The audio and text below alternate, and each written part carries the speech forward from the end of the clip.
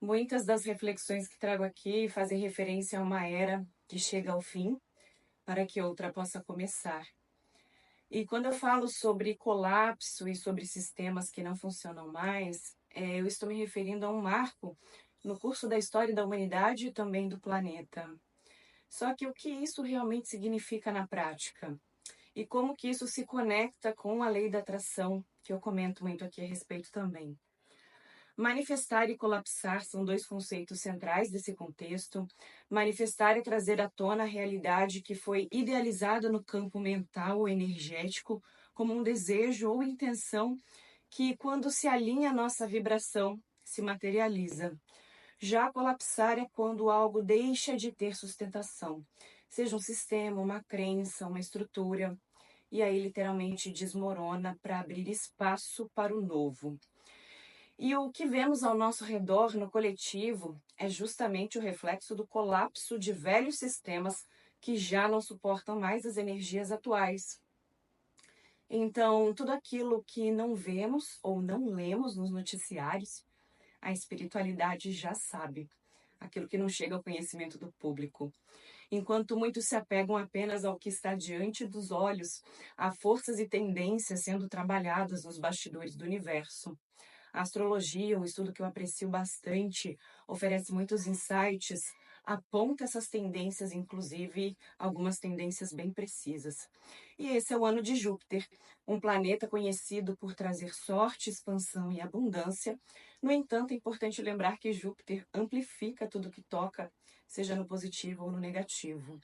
Quando em tensão no mapa astral, ele pode expandir também os conflitos, as polarizações, os desequilíbrios, o que é algo que, como coletivo, a gente tem que ficar atento. Bom, e essa expansão das energias de Júpiter, no momento em que, como humanidade, ainda estamos aprendendo a lidar com divergências e polarizações, é bastante preocupante, na minha opinião. Se não tivermos discernimento, sabedoria, o potencial de crescimento e progresso que Júpiter oferece pode ser desviado para o aumento de tensões e conflitos. E é um convite, então, para que cada um de nós cuide do que nós estamos projetando e amplificando, tanto no individual quanto coletivamente. Por outro lado, quando olhamos pela numerologia, que é outro estudo bastante preciso, nós estamos em um ano 9. E o número 9 é conhecido por ser um número de encerramentos, transições e conclusão de ciclos. E ele carrega a energia de liberação, incentiva que a gente deixe para trás aquilo que já não serve mais, que não serve ao propósito do coletivo e também individual. É um número que nos empurra para a maturidade espiritual, maturidade emocional e nos convida a refletir sobre o que precisa ser finalizado para que algo novo possa nascer a partir de então. E no âmbito geopolítico, o ano 9 pode representar o encerramento de regimes, sistemas, alianças que já não funcionam, pode trazer à tona necessidades de desmantelar estruturas obsoletas, mas também exige sabedoria para lidar com os impactos dessas mudanças. Em tempos de ciclo 9, muitas vezes enfrentamos crises e instabilidades como parte de um processo maior de limpeza e renovação. E esse também é um período que nos força a olhar para o que precisa ser finalizado com coragem, mas também com responsabilidade. Quando resistimos ao fluxo de encerramentos, podemos ver conflitos aumentarem, justamente porque há forças tentando manter estruturas que estão destinadas a cair. E talvez essa seja a grande mensagem. Fato é que, diante das notícias recentes envolvendo governos de grandes potências, comunicação, testemunhamos movimentos que podem alterar o mapa geopolítico e até provocar uma inversão histórica na economia mundial. Esse desequilíbrio não é surpresa.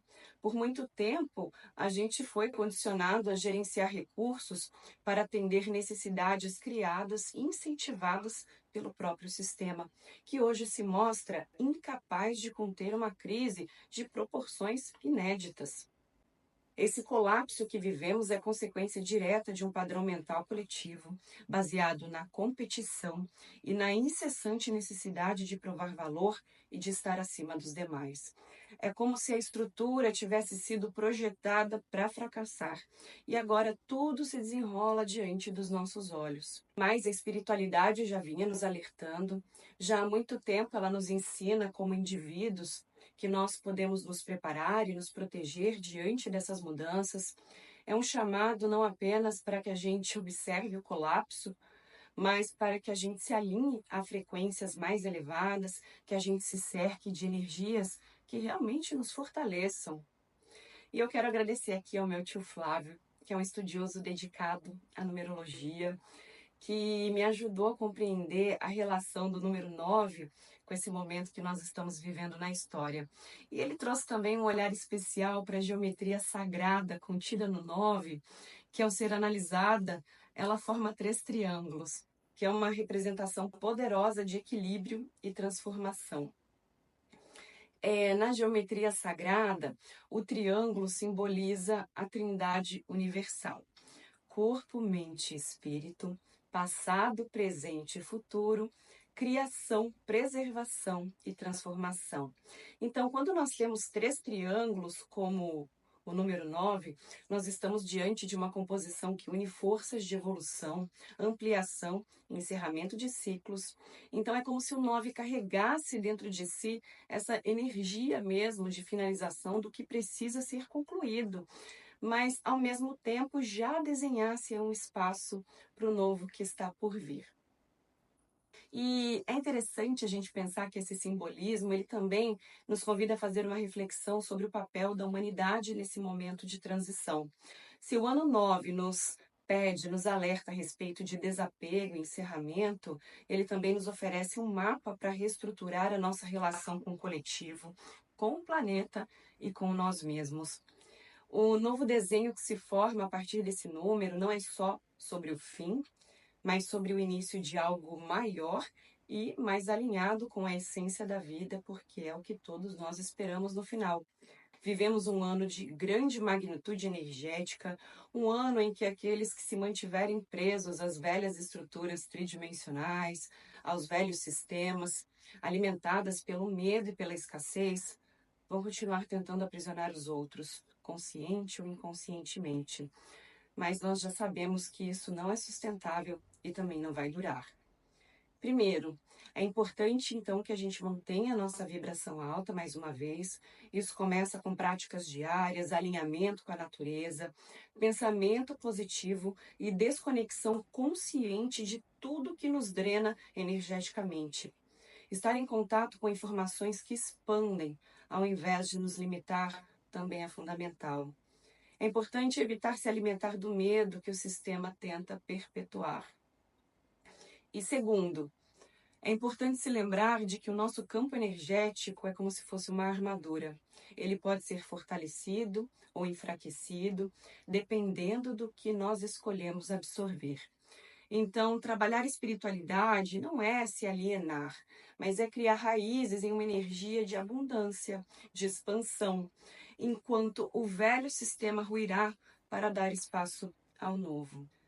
Por isso, conforme eu estou falando aqui desde o começo, tanto Júpiter quanto o ano 9 pedem discernimento. Se usarmos a energia de expansão de Júpiter para nos conectarmos com possibilidades positivas e aproveitarmos esse ano 9 para limpar, renovar e encerrar com sabedoria, podemos passar por este ciclo com crescimento e evolução, ajudando de fato o planeta. Esses ciclos falam sobre escolhas. As energias, então, que observamos hoje confirmam que a espiritualidade vem nos alertando aí há muito tempo. O egoísmo tende a se enaltecer, vai se manifestar tanto no contexto micro como no contexto macro. No dia a dia, vemos cada vez mais pessoas cuidando apenas do que é seu. E então surge a pergunta inevitável: quem vai cuidar do que é nosso? Essa questão nos coloca frente a frente com um grande desafio da humanidade, que é transitar de uma visão individualista para uma consciência mais ampla e conectada, como diz inclusive a nova era de Aquário. Eu tenho que citar mais uma vez aqui no canal, nesse vídeo, Carl Jung, em sua história de vida, deixou um registro até mesmo sobre isso. Ele teve sonhos que prenunciaram, por exemplo, a Segunda Guerra Mundial.